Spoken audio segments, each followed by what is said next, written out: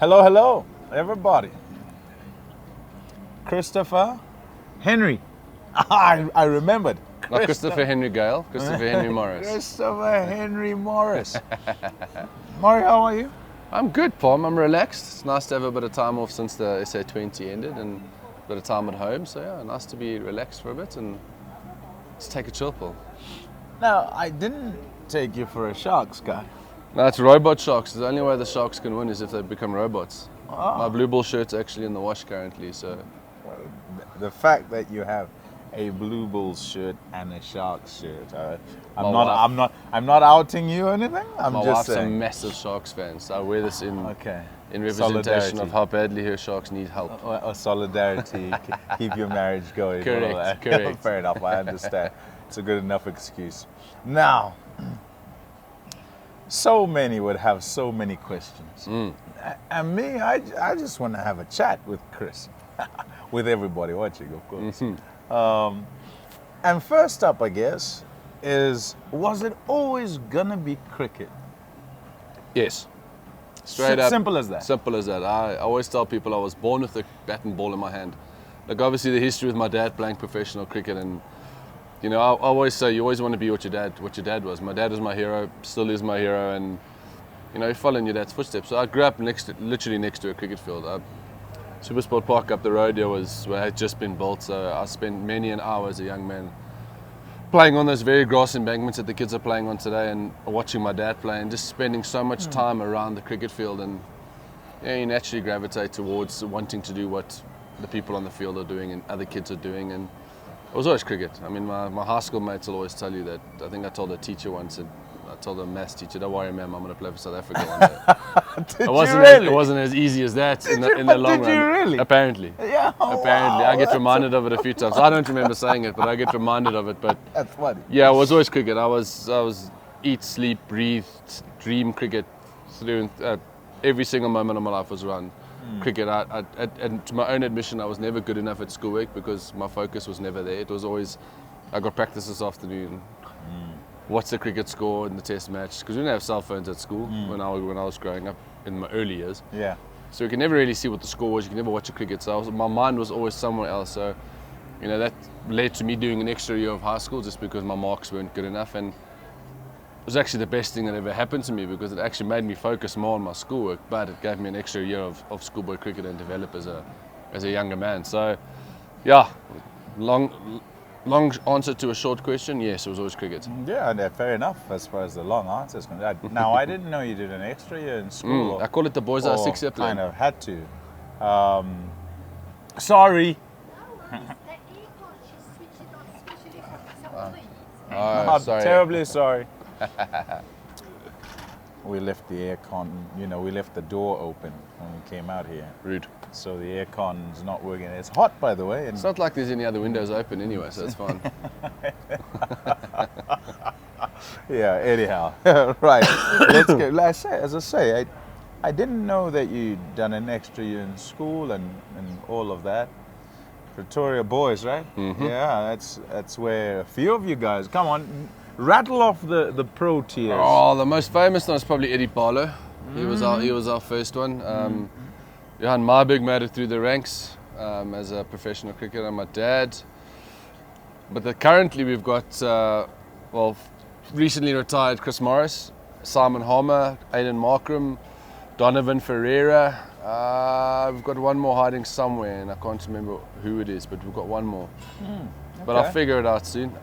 But yeah, we're slowly but surely coming through the ranks. It's been all about Uffies in Pretoria because they've had all the players for so many years. But for the first time, I can say they're more Pretoria Boys are boys playing professional cricket than Uffies boys.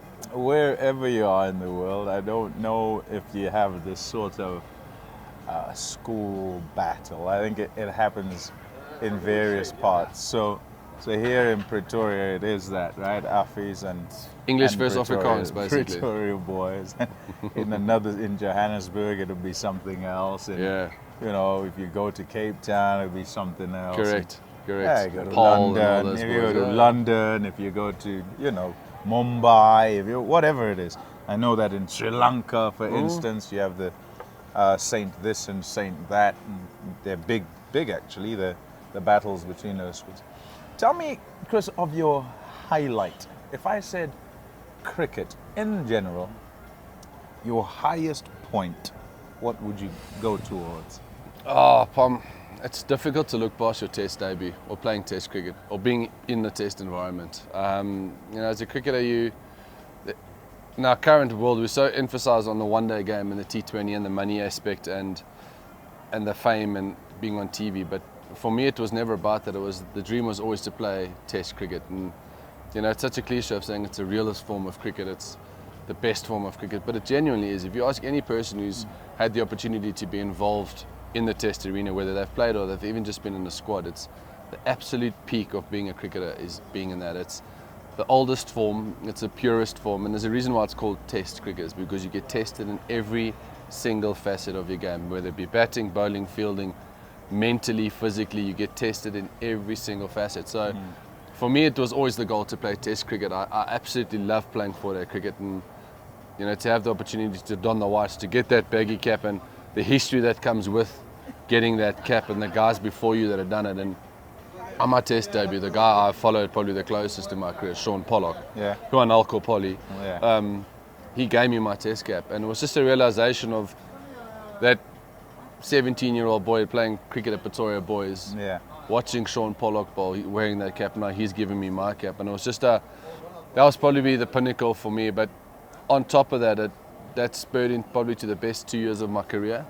I was bowling my quickest, I was batting my best, I was fittest I've ever been. And I think I was 2016, 2017, 2018. Those 3 years I was probably at my peak in terms of where I wanted to be as a cricketer. And then maybe injuries come along and a few test tours you go on and you don't get selected and you sit on the bench and then your mind starts drifting about, am I still good enough? Am I this? Am I that? And then you maybe focus on the shorter formats and you go, well, I'm not going to play international cricket. I'm going to move on and play leagues and get as much cricket as I can out of my body for the rest of it. And so those were definitely my pinnacle, that test debut. And then after that, the international, that series against England, the one-day series after that, where I had one of my best games of my career. Then leading into a T20 World Cup and then an IPL and then Champions Trophy and then another IPL, and it was just 3 years of really, really good cricket from my point of view, and probably the best at what I was. Funny. So if someone asked me what I remember, Chris Morris playing cricket, what do I remember, why, all of that. My first word would be talent, right? That'd be first word. Because 140, swing it away, hit a ball, miles. And then, this is what I remember, stand at gully and catch from 6'4" to down there. And was it Cape Town? Yep. It was Cape Town. There's a debut, yep. It was, and I can't even remember who you caught out. Alistair Cook. And there were two in the game. Yep. One left, one right. Correct. But the better one was the first one. But the fact that it was left then right, and both were kind of low left, low right. It wasn't as if they were like over here, and it's in the gully. Now, anyone who's played the game will understand that that's not so easy in the gully. Like, if you're given a choice, do you want to be gully or slip? Choose slip. Any of the slips, okay? Not the gully. And I likened it, I think, to Matthew Hayden, for obvious reasons. Big guys, but able to move left and right. Yeah. The reason I'm saying that is because I want you to talk about, one is because I liked it and I thought it was unbelievably good. I probably haven't told you this, you don't know this. I mean, we don't speak about ourselves and each other when we're at work, right? So this is kind of an opportunity. But I want you to talk about talent and the perceptions and the pressures thereof, because no doubt you'd have heard from an early age that that Morris is talented, and what that did to and for you or not. Look, I think when it comes to the whole talent thing, I was very lucky because when I was young, as a kid growing up, my dad played soccer, so massive Man United fan. Grew up watching soccer, loving soccer. So if there was a ball involved, I was always playing. I remember I even played softball at school. I played badminton at primary school just because it had something where I could hit. And my parents used to work late into the afternoon, so I always had extra time after school. So I would always make up that time. Instead of doing my schoolwork, I would always go do some sort of sport. And I think that's where it all developed from. I loved watching rugby. I still do. Rugby is one of my favourite sports. And you know, you go to Pretoria Boys, you have a choice at school. You either can play rugby or you can play hockey. And rugby with this, believe it or not, with this massive body, was never going to work. So you were not a lockboard? No? No, I would have snapped in half. No, so natural choice was to play hockey.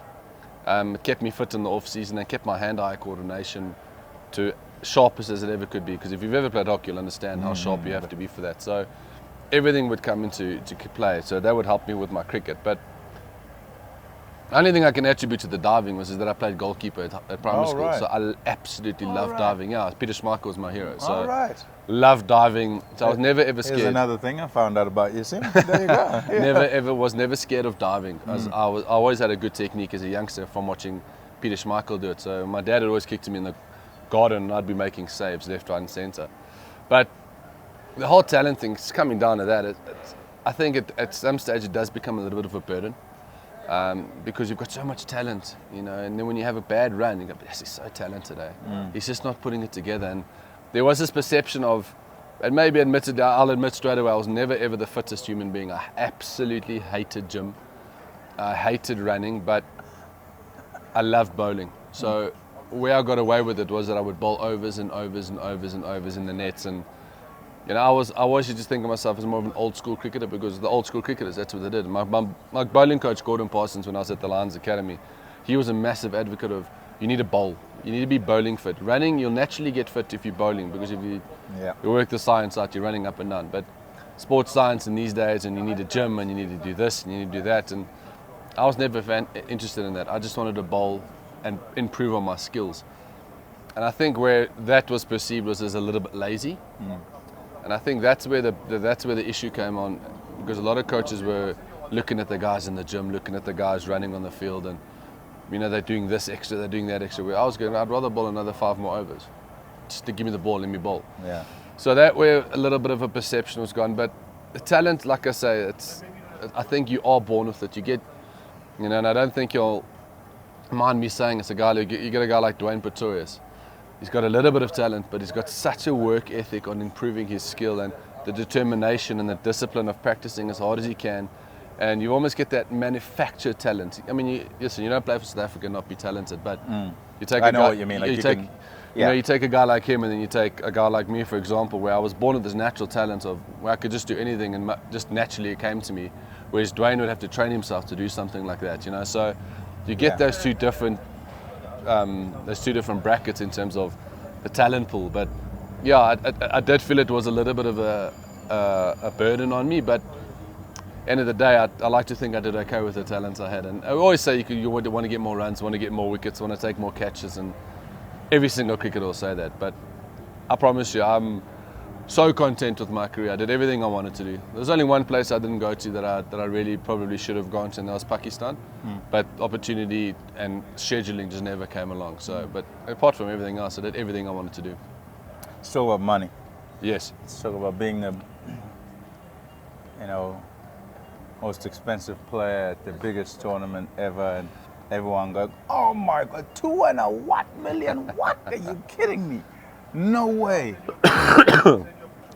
Tell me about when it happened. Tell me what happened.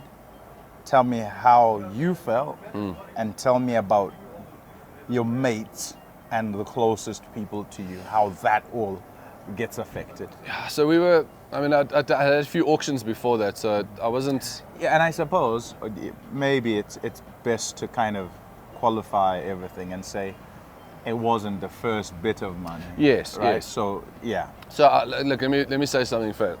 I've never, ever expected going into an auction expecting a big amount of money. I always tell people this, and this is the gospel truth. I literally would put my base price low just because I wanted to be in the IPL. I wanted to be involved. I wanted to play. It's the biggest tournament in the world with the cauldron of the biggest current and former players all in one place. And as a cricketer and as a cricket badger myself, I can't think of anywhere else to be better than that place. So my base price was always low because I just wanted to get into the top. How much? I think it was $70,000. That was my base price. It's low relative, okay? No, well, that's in the IPL. That's the lowest you can go. So there you go. just because I wanted to be there. So Yeah. there was never ever an expectation of me getting a big amount. Never. Not from the first and not to the last. Yeah. So we had it was during COVID times. We were just coming out of COVID, and we had a COVID bubble in Durban, playing a T20 tournament, and I was with the Titans, and we had a practice in Chatsworth, I think it was. And I knew it was the day of the auction, so I've only really watched one auction, and that was when I was in Sydney, awake in the early hours in the morning with jet lag, and that was my auction for RCB. So myself and my wife watched that, and that was quite exhilarating because a good team, good amount of money, but you're going to a seriously good team. Yeah. New team and excitement, and I got AB and I got Dale there, and Virat's there, and all my mates are there, and I'm happy. So that was cool. But now in Durban, like I say, we're in our bubble, so I know the auction's on, so I'm trying to keep a little bit of a track on it, because you play, practice, play, and then sometimes you were playing this 2 separate days, so it wasn't really much training going on, but the guys were ticking the boxes and hitting balls all over the place, and eventually I was going, Oaks, can we wrap it up? Yeah, let's just slowly but surely, let's just make a move here. Yeah. So I remember we were getting on the bus on the way back to the hotel in Umhlanga, and as I got to the hotel, I saw the all-rounders were coming up. So being COVID times, you only allowed so many people in a lift. Yeah. So myself and Simon Harmer, who knew the auction was on, we both bolted up the stairs, got my fitness in, bolted up the stairs myself, and Big Red's not the smallest of humans. No, it's not. We bolted up those stairs, got into my room, and for some reason in my room itself, it wasn't on the TV channel, so I had to stream it on my iPad. All right. Which naturally, when you're streaming, is slightly delayed. Slower, yeah. To what the live feed is. So I remember my phone, and my name came up, and my phone started ringing straight away. And I remember putting my phone under my pillow, and myself and Simon sat in my bed like two schoolboys, and it's quite a nice circle that had happened, because myself and Simon were school together. Simon was first slip, I was second slip. Oh, yeah. I was his captain in matric, so it's quite a full circle that we've come together. So it was quite a nice, like, pinch me moment that we were actually sitting there together. But in my room, had the iPad on, and all I could remember was, and you're going to laugh at me, and this sounds horrible, you're a good guy, but all I can remember in my head was, I just want to go for more than Maxwell. Because he went for bombs. So when I saw it climbing, I said, I've got to get just $1 more more than him. Just for a little bit of a bragging rights. For the record, how many did he go for? I can't remember. I think he went for 2 million. All right, and so you were like 2.2. I just won 2.000001. One. That's all you That's wanted. all I wanted. Well, you got more than you bargained for. Yeah. Exactly. But I remember it happening, and like I said, I was getting phone calls left, right, and centre, my thought in my body and my heart and my soul was, please let it be Rajasthan. Because I had such a good year and I made such special bonds with those people, and the owners and the staff who were still there from 2015. I had such a good time, and we had a good tournament, and like I said, because we had a good tournament and a good bunch of guys and such a well-run franchise, I had this deepened feeling that I really wanted to go back there. And it was them and Punjab. It was Mumbai were in the run. They've always been in the run every single auction, and Punjab pushed it, and I thought, listen, I'll go anywhere. I'm happy, but my heart's saying I really want to go to Rajasthan. And when the gavel hit, and it was Rajasthan, I think Simon tackled me first, which was great. He ran out the room straight away and fetched all the four others. massive. No, he went to go fetch four of those big beers. Right. Those massive beers. Night before a game, there we are smashing beers, celebrating. But I remember phoning my wife, and she said, "What's happened?" And I said, "Babe, I'm going to Rajasthan." And she was like, "Oh, that's unbelievable. It's exactly where you wanted to go. Like, that's sick. Well done, my love. That's awesome." And she said, "How much you go for?" I started laughing, and she said, No, not again." I said, "Yeah." I started laughing. Now I carried on my laugh, and she said, "No, you're joking." Because she said, "Not again." I said, "It's happened again, babe." And when I said 2.23, that's when we just both cracked out laughing and shed a little bit of a tear, because it's life-changing money that, I mean. Yep. Again. No, but that's exactly it. I mean, I've gone from being, we set up for life, we're comfortable and we're happy, to going, I cannot believe this has actually happened, and it's happened again, and it's an unbelievably, mind-blowing, it's exhilarating, it's this massive feeling of, I cannot believe this is happening, but in the same breath, it cuts you down to size so quickly because you're humbled so quickly by going, first of all, these teams that really want me, and you must have done something right in your life for people to want you in their team. So that for me was a straight, if I my dad, I said, listen, well done, you've raised a good man, because for some reason these people keep wanting me. Apart from my cricket, because we know in the IPL they don't just buy you for your cricket talent, they buy you for as a team man. And they buy you and they want you It's part of never their just franchise. one thing. Correct. Anyway, in anything. Correct. Yeah. So, but it was an unbelievably humbling experience because you've gone again. Another team has gone. We want you in our team. We want you to headline. We want you to service, and this is what we're willing to pay for you for your services. So that was cool. But in terms of the price tag after, carrying on to the story. So you're good. My mates, obviously my teammates, all arrived in the room and just laughed at me and pointed me and drinks on me and they can't wait to have dinners and so which is always cool. It's part of the journey. All part of it comes with the turf now when people say, drinks on you. Yep. But it was great, and we didn't do as well in the tournament as we wanted to, but it was so nice. The next day I actually went out and had a really good game. Yeah. Because you've gone for this amount, the last thing we do is bomb out in the next game. Don't worry, we were up there in the comms box waiting. Everybody's on you. Oh, geez, everybody's on you on social media going. But and it was just to fast forward in terms of getting to the actual tournament with that price tag. No, don't worry about the money. Don't worry about the tournament. I want to know this though. Did it change you in any way? Because, and again, remember before you went, highest price 2.23, but it's not as if Chris Morris hadn't been sold. What year? What number year was that in IPL for you? 8. Number 8, right? So it's not as if you had, because each time you got sold for a lot of money. And that's kind of came with the territory. And when I say it came with the territory, all-rounder, like I said before, talent, swing it out, bowl 140, bowl some Yorkers at the back, hit bombs, catch anywhere. Yeah. So of course they're gonna want you. But did that change Chris Morris in any way? I don't think so. I think a lot of my teammates will tell you that I always make the joke, and it sounds arrogant. It's not arrogant at all. I said I'm still the same Chris Morris you met 12 years ago. I've just got more money now. That's the only difference. And it's not about priding myself. It's just the way I was brought up. What's the point in changing? Just because you've got status and you've got money and you a little bit of fame now. There's no reason to change who you are, because who you are got you to where you are. And no, I don't think I've changed at all. I think I'm still the same cocky, chirpy, draining, verbal diarrhea person that I've always been, as you know, Pong. It's my cross to bear. I can't stop talking, especially when I'm nervous. But I don't think I've changed. I always prided myself on giving back to the team. I was never ever a guy that, and maybe I should have been a little bit more selfish, but I was always a guy who was there for the team. And I remember 2019 World Cup was a perfect example. I came in as an injury replacement and For Heinrich, was it Heinrich? For Heinrich Nokia, yeah. And I came in as an injury replacement, and I wasn't really mentally there because I felt like, coming on as a reserve, or I thought I should have been in the squad. I'm not in the squad. Or what am I actually doing here?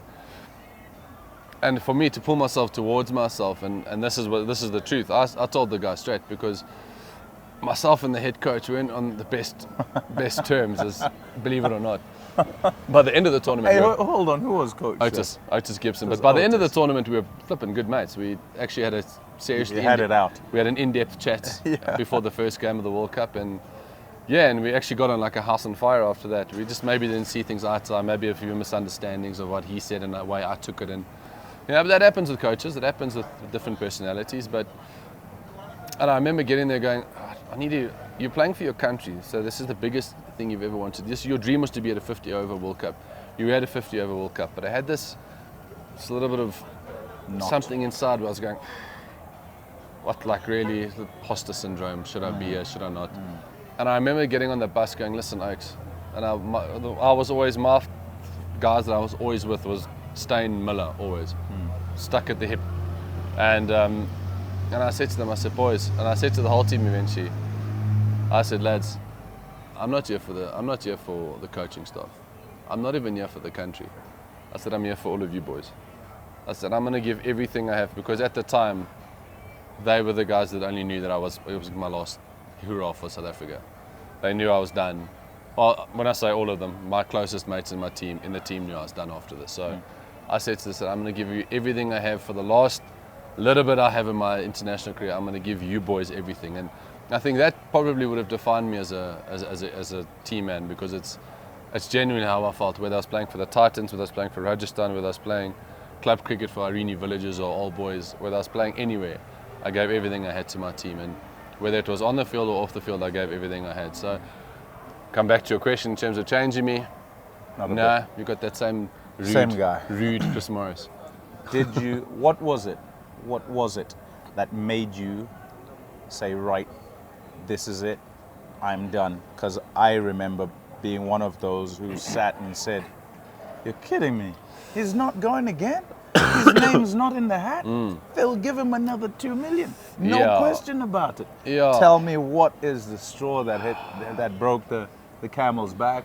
Was it a chat? Who was it with? Come on, let me I think it wasn't a difficult decision. It was a long thought decision, Pom. I think the reality of it was, first of all, that COVID played a big part in that, in terms of the schedules changing quite often, and doing 2 IPLs in a COVID bubble, that really wasn't easy. You got to take it from where it's coming from. We were in 5-star hotels, we had good food, we had good everything. Our facilities were great, but the reality was, you were, as KG Rabada described it, you were in a luxury prison.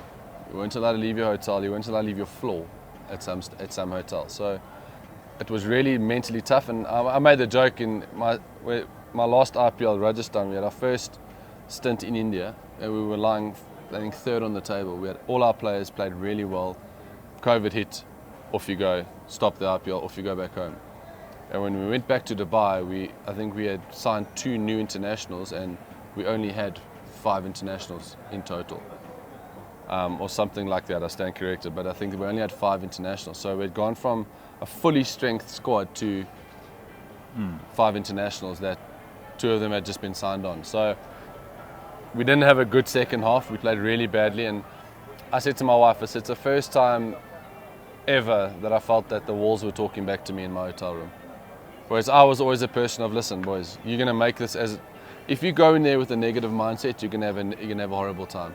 If you go in there with a positive mindset of, listen, we're at the IPL, lacquer, this is great, we're jolling, maybe we want to be going out a bit more and spending a bit more time at the hotel, but you know what, we've got our boys, we're playing cricket, we're having a good time, we're getting paid a lot of money to be here, let's just enjoy it, and is what it is, crack on and have a good time.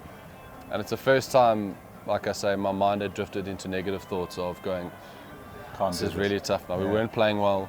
I personally wasn't playing well. I wasn't at my fittest because there was just no cricket to play. There was no way of keeping fit. And it was all a whole bunch of negative thoughts that were coming to me, but I thought, you know what, crack on, we just get on with it, we deal with it, and we get done with this IPL, try our best, and that to be it. And I remember signing a contract with the Titans saying, I'm going to play 4-day cricket. Yeah, I remember you doing that.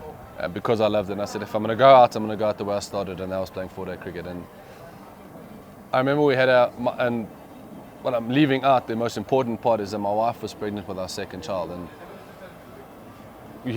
for someone who was seriously unstructured in their career, I actually started to need structure so I could plan my life around the birth of my child. And I remember there was a one-day tournament that they had planned in January or February that was going to be perfectly timed before the birth of my second. And then because of COVID, they just moved it. Yeah. And I'd go, and that was my first tick in the box going, oh, flip, I actually can't keep doing this to me. Like, I need to plan my life here. And then the reality is that we did have our second child, who was born in March. Right. I would probably have to leave my wife at home with a 5-year-old and a newborn child, because we can't travel to India because of the COVID regulation. So that for me was a massive con in the whole situation. And then I was playing a 4-day game in Paarl. It was my last game of cricket I ever played. We were playing in a guy called, I can't remember his first name, but his surname was Khalfuddin. And I remember bowling to him, and this is no knock on him, because this is 4-day cricket in a nutshell, but I think the Titans, we got 290, and we bowled them out on the end of day 2 or the morning of day 3. And they were 20 runs behind, and they had faced 104 overs, and Gelford in the opening batter was on 97, and we'd bowled 102 overs and he got out last, and we had bowled more overs than he had gotten runs. And I remember walking off that field going, that actually just blocked me into retirement. And I actually told him on the field, I said, "But you're blocking me into retirement here." But it was literally a case of, I woke up on the 2nd of January 2021 or 2022, 2021, can't remember. And I remember saying to my wife, waking up, and I said, "What am I doing?" And she said, "What do you mean?" I said, I'm done. I don't want to go to practice. I never thought I'd ever say it. I don't want to go hit a cricket ball. I don't want to go bowl. I don't want to go catch. I don't want to go play warm-up soccer with my boys. I'm done. Don't want to. And I phoned Jacques Fall that morning. I sent him a message and I said, "Can I see you please?" And he said, "Cool." I met him at this very restaurant where we were sitting. And his first words to me were, "Chris, the players phone to see me on a Sunday morning. Either they want to raise or they want to retire. And I know you don't want to raise." So I said, "You're correct, Jacques." I don't want to raise. I do not want your raise in rands. I don't want to raise. And it was quite nice because it's Jacques. Jacques was the guy who signed me for my first cricket contract. All right. At Northwest. At Northwest, yeah. So it's quite nice. Go with many of your full circles. Another full circle moment. Yeah. So it was quite a nice moment. And we, on a Sunday morning here in Centurion, we happened to eat 4 drafts of beer and just reminiscing on times gone past. So it was quite a nice moment, but it was an easy decision, Pom. It was a weight off my shoulders. I could just, it feels weird, but I could just breathe because of the added pressure of my second being born and prepping. We moved into a new house and just getting everything sorted. And you know what it's like with kids. You've got to get things sorted for the birth and for everything. For the rest of your life. Just getting everything sorted. And I could just finally breathe. And I mean, the nice thing was Jacques offered me to come help out with the bowlers for the rest of the season. And in that moment, I realized I wasn't a bowling coach by any means. I was no coach. I realized that fast bowlers there's nothing wrong with their actions or their run-ups. They're just all deaf. Yeah. And I was one of them. So, but yeah, it was an easy decision. It wasn't a quick decision, but it was an easy decision. I want to shift you. Cricket's been your life. Cricket's what you do. Cricket's what you've done. You sit in the commentary box. It's still cricket. Tell me of a passion that many, I know your mates might know, but that people wouldn't have a clue about out there. So since I retired, I always try to take on something new every year. And it's not like a New Year's resolution, but I almost want to take on something that, first of all, fascinates me. Second of all, keeps my brain ticking over, but it's something that'll improve me now and in the long run. So last year's my first year of retirement. I'm a very big hunter. I've been hunting for 12 years now. My father-in-law introduced it to me, and 10 years I've been hunting, and it was something that helped me so much in my playing career, because the place where we used to go hunting in Pongola, there's no cell phone signal, no TVs. So when I would have my 7 days in the bush, it was literally a full reset for me, because I had no access to my cell phone. My wife knew exactly where I was at all times. I had no. Well, you're with her dad. Correct. Yeah. So no problem. Speak of a watchdog. Yeah. And believe me, I wasn't the misbehaved one, but anyway. Oh, yeah. Okay, we'll scrap that part. You'll love that. But it just got me to switch off for 7 days, completely away from everything. I had no issues. It was just you in the bush. And what I love about going hunting is that you don't just go hunting, you don't just get on the back of a buck, you line up, you shoot an animal, and that's the end of it. We actually walked in the bush and you actually go look for the animal yourself. But in looking for the animal, you obviously become one with nature, believe it or not, because you're grafting, first of all. You're covering about 10 kilometers a day minimum in the Midlands. So you're grafting. With your gun, with your gun, everything else. You've got your tracker with you, so you're grafting your millie off the whole time. Your millie meaning your bum. And you just, it actually brings you down, and by the end of the day, you're so physically drained, but sitting around that fire at night and telling what you've seen, what you've spoken about that day, or what you've seen on that day, it's such a refreshing and just a reset for the mind. So that for me became my thing. Go hunting, go a bit of fishing. Love my fishing with my father-in-law, with my boys. We do a little bit of fishing, and I play a lot of golf, love that, but that comes naturally for a cricketer. But with the hunting, so like I say, my first year out of hunting, or out of retirement, it fascinated me how the difference in, I sound very deadly, I promise you, it's not as bad as it sounds, but the difference in bullets So it's called reloading and what you do. So you've got the different cases that come with a different caliber of rifle and a different weight of a bullet and a different weight of the actual grains, the powder that goes inside of the bullet, and it fascinated me of how you can reload and how the slight change in 1 gram of gunpowder can change how high or how low you shoot a bullet. So for me, I took on reloading, and so my own rifles that I have, I reload my own bullets. So I find myself sitting for hours just reloading bullets, just making sure the measurements are right and all of that. And what it does is it gives me a little bit of satisfaction when I do go hunting, knowing when I have stalked an animal and I have managed to shoot it. And I don't hunt for trophies, I hunt for meat. I hunt for what's going to feed my family for the year, and biltong, as you've tasted, Pom. I have, and let me say, top notch. So yeah. So I don't hunt for a trophy. I hunt for feeding myself and other people. So the joy that you get, the satisfaction knowing that you've prepped everything, you've cleaned your gun, you've sighted your gun with the scope and everything, and your bullets that you've done yourself. So it's not about going to a factory and just buying stuff and potting an animal. So there's a lot more that goes into that people understand. So that was my first year. But this year I'm slowly but surely moving into, going into the hunting again. It's when you watch them, you take the animal's inside out and you leave it, and then you've got to skin it and you hang it up, and then you send it to a butcher. And then the butcher cuts it up and makes all the different cuts, and the wors and the meat and the biltong and the steaks and the potjie course and all of the stews and all of that. And I always wondered where a chop comes from. What part of an animal does a chop come from? So what I've done this year is I've taken on a little bit of a meat course, and I'm busy currently learning and upselling myself and upskilling my brain of where the different cuts of meat come from. So when I sit down and I say, right, I'm going to have a fillet, I know exactly where the meat's coming from. Or if I'm having potjie course, I know exactly what part of the animal it's coming from. And chops, I want to know where chops come from. So I'm slowly but surely getting into that, and just looking at a few butcher's courses and just. So you're becoming a butcher? Well, not becoming a butcher, just learning how to become one. How to be a butcher? Yeah, just know where everything is. So one day when my son asks me, Dad, hopefully one day my son does come hunting with me and he sees the animal carcass hanging up, going, where does that come from? If we have chops, where does it come from? And I can go, boom, you see that part there, that's where we cut, that's where you can get chops from. My father-in-law knows exactly where all of it's from. He's being very selfish and not telling me where it is, but he knows where all of it is. You're going to learn. It's good to learn stuff. Excuse me, I'm going to learn. Yeah. So it's all about upskilling myself and just, like I said, things that interest me. And slowly but surely what it'll do is it'll take me into my cooking, because I love cooking. So whenever we go to the bush, it's self-catering. So I do all the cooking when we're there. So I make a mean impala potjie, with a bit of red wine. So potjie, sorry. It's a stew.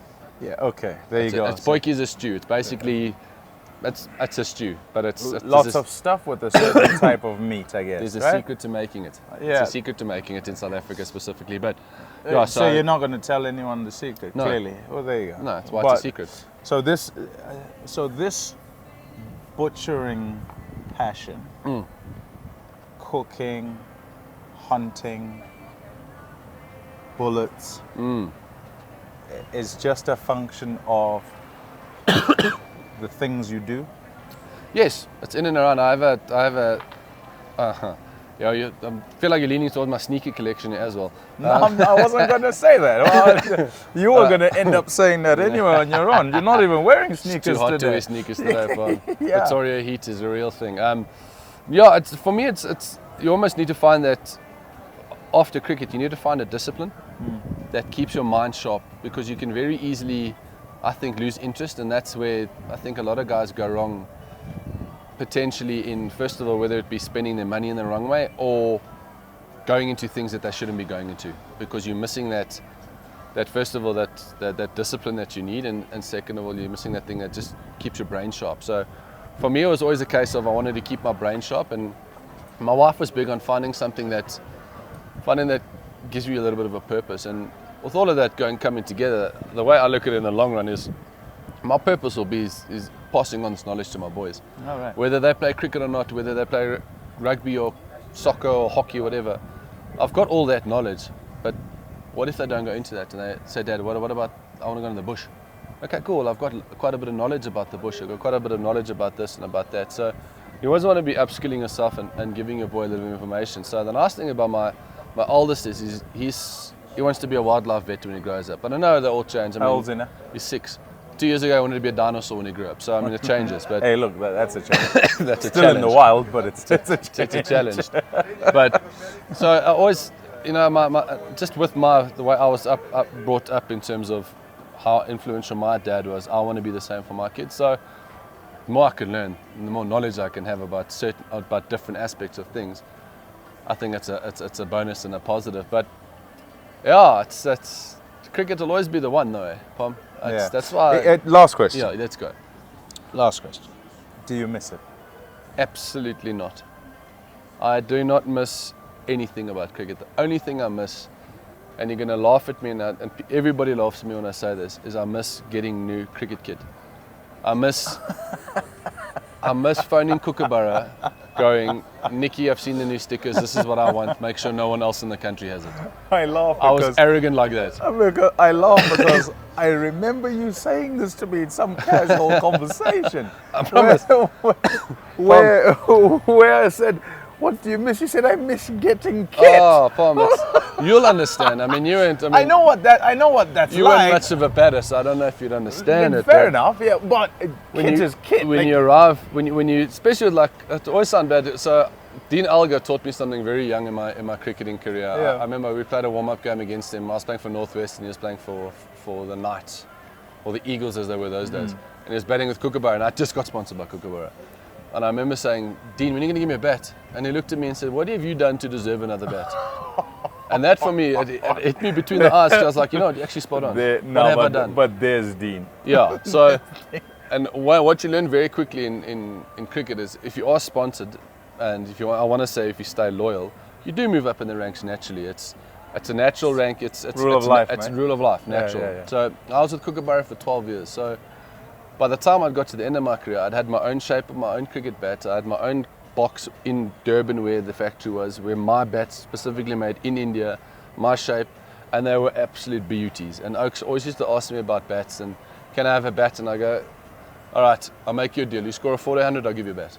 Nice. And now my last season I did it. I gave you give? my very last cricket bat away in this year's SA20. Who do you think I gave it to? SA20. He had moved. He had left the Titans and gone to another franchise. And he got 100? He got 100 for the Titans and he'd left. And then he left the next season. Oh, he got 100 for the Titans. In 4-day cricket. He was the highest 4-day scorer. He played for the Sunrisers, Eastern Cape. Sunrisers, Eastern Cape. No, I don't know. I'm not going to guess. My very last cricket Jordan? bat I owned was I gave to Jordan Herman. Jordan Herman, yeah. Yeah. So coming back to the kit, I always used to find out what the new kit was, the new ranges that were coming out. And they'd always launch them at the IPL because it's a couple of months before any season. So I would always make sure I'd phone Nikki at Kookaburra and I'd say, Nikki, these are my stickers, please can I get them for IPL? These are the graphics I want, they're beautiful, make sure no one else has them in the country. Because I wanted to be the front guy. So you know, like Dean's got a certain sticker that he uses, he's the only one, and then some guys in franchise cricket will use it. I always used to choose the one that no one else would really get. Yeah. Because I was cocky like that. Well, not cocky, no, but I was like, you weren't. I wasn't cocky at all, I was just confident. But it's the smell, it's the waiting for the new stickers, it's waiting for the smell of the new gloves, seeing what the shape of the pads are, the colours, the everything, the grain of the bats, and for me, that was the most exciting. My wife used to get so upset with me when I got new bats. I used to tell her, check your bat, check his bat. And she'd be like, it's a cricket bat. I'll tell you why I like that, though. I like it because, and I laughed, I know, and I laughed when you said this to me before.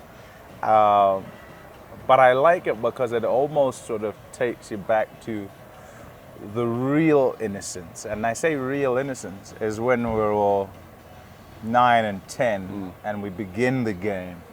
And that's what's fascinating. For me, probably for you as well, kit was kind of unattainable. Well, I don't know if it was. I don't know if you played in a time when the kit bag was for the whole team and you'd share pads and bats and all of that.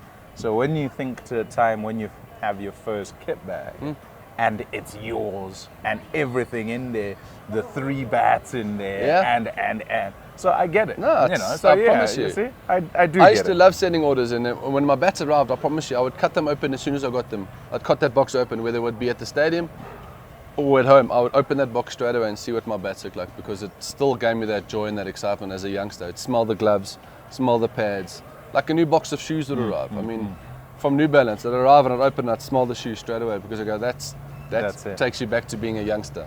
What is it? Final question. I said last question before, but final question for real. What would you change about cricket right now? If there's one thing you could change. If there's nothing, you say nothing. Rules-wise, or just in general? No. I'm not really fussed about the rules. No, rules. The rules I'd make free hits and Test crickets to make it more fun. But then you've got to play Test cricket to do that. No, I think one thing I would change is there's got to be more emphasis put on international teams playing against international teams in Test cricket. I know the reality is there is a big three. That's the reality of it, and you've got to get your way around that and somehow fix it. But there cannot be such an emphasis on three teams playing as much Test cricket around the world and no one else playing. You've got a guy, in my opinion, I find it sad for the players. Apart from the financial side of the cricket boards that are struggling with, they don't get all the Test matches anymore. But I look at a guy like KG Rabada. KG would break Dale Stein's record easily. I mean, he's 30 if he played enough Test matches. He's 30 at the moment. But if he got the amount of Test matches that Dale got, he would break his records because KG is a phenomenal fast bowler. He's probably the best that we've seen in South Africa. I mean, we've been blessed with some seriously fast bowlers, but for a guy that's to do it for as long as he has, from his age of 21 or whatever, and still doing it now, he would have broken Dale's record within the next 3 or 4 years. So I find that very sad. I find that very unfair that our guys are only playing 4 Test matches a year, if you want to call it that much, or 6. At most 6, yeah. At most. So I think that's got to change. The scheduling has to change where you've got to fit more Test cricket in it. And I understand the business model of white ball cricket and T20s. I understand that keeps the game making money and keeps people coming to the stadiums. But man, you get a Test match in South Africa on a Boxing Day or a New Year's, that's something special to behold. And the people will come out to watch it. We just need it, unfortunately. So that would be my big change. Yeah, fair enough. Maury, thanks. You got to fetch the kids. Thanks for making the time. What an absolute pleasure. Thank you. Yeah. We'll speak more. It won't be on camera. And it'll be about many other different things. Hope you all enjoyed that.